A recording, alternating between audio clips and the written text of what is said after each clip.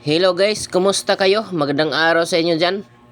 Welcome again sa ating YouTube channel, Fred Kitchen. For today's vlog guys, magluluto tayo ng sizzling pusit. Napakasarap nito guys.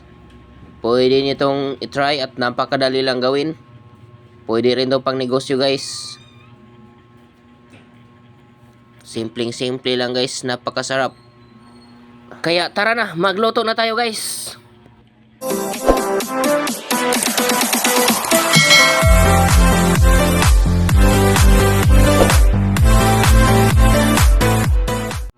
Ito na guys, simulan na natin to guys. Bumili ako ng pusit, malaking pusit guys.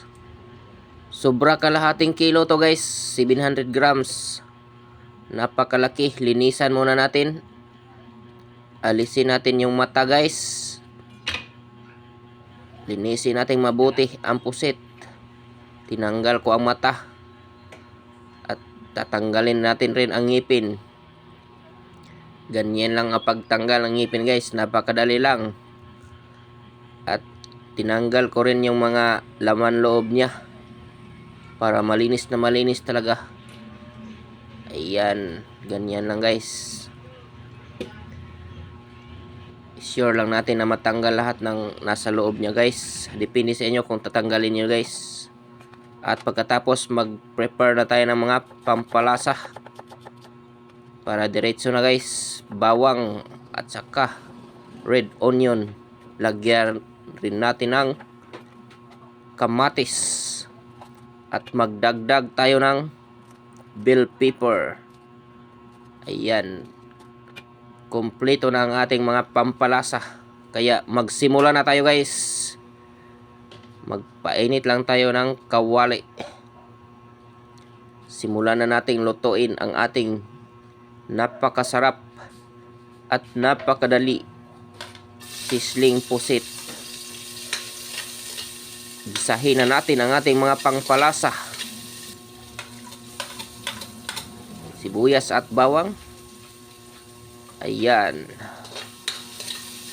I-golden brown lang natin to guys para lumabas yung aromatic ng mga spices.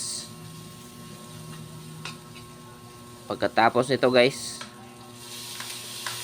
magdagdag rin tayo ng kamatis. Dagdag pang palasa guys sa ating pusit. Ayan, tuloy-tuloy lang ang pagluto guys. Make sure nyo lang na maluluto na ang ating mga pampalasa guys. At nagdagdag ako ng konting toyo para pampakulay. At may konting lasa na rin. Tapos nito guys, pwede na yung lagyan ng paminta. At halo-haloin lang guys. Tuloy-tuloy lang ang paggisa ng ating pampalasa. Bell pepper, ilagay na. Diretso-diretso na to guys. Ayan. Luto ng ating mga pampalasa guys. Kaya pwede natin to ilagay na ang pusit.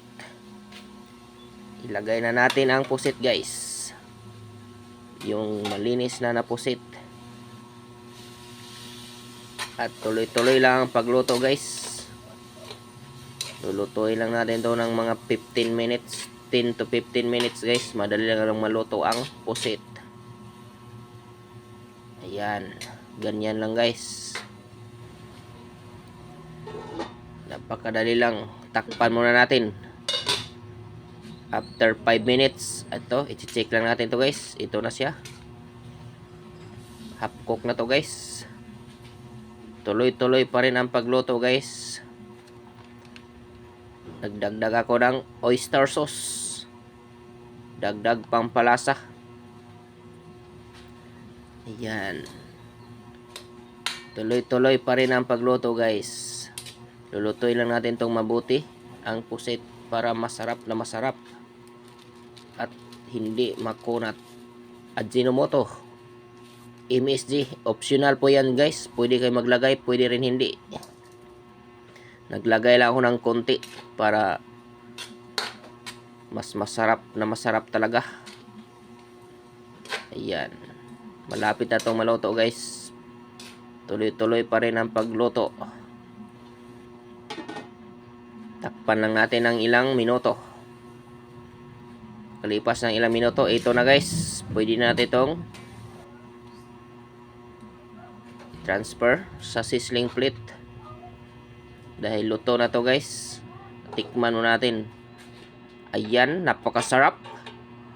Kaya i-prepare na natin ang ating sizzling plate. Maglagay lang tayo ng star margarine. Ayan. Ganyan lang guys. Pagkatapos ito guys, ilagay na natin ang puset. Napakasarap nito guys. Pwede nitong gawin pang negosyo. Maganda to guys sa negosyo, sa mga resto bar, pampulutan. Ito na ang ating puset. Napakadali lang.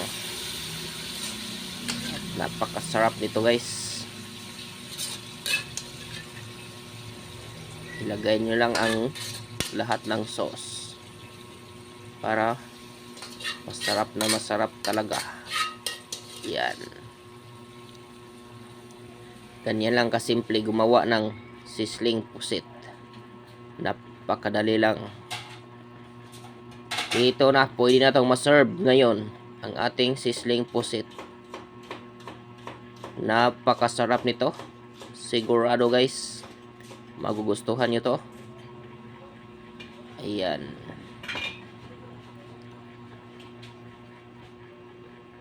At kung nadaanan mo ang video na ito guys, paki-subscribe sa ating YouTube channel, Spring Onion. Dagdag pampalasa at para maganda tingnan. Pwede natin itong hanguin ngayon guys. Ayan. Luto na ang ating sizzling puset. Napakasarap. Ayan. Sigurado guys, taob na naman ang ating kaldero. Ubos ang kanin.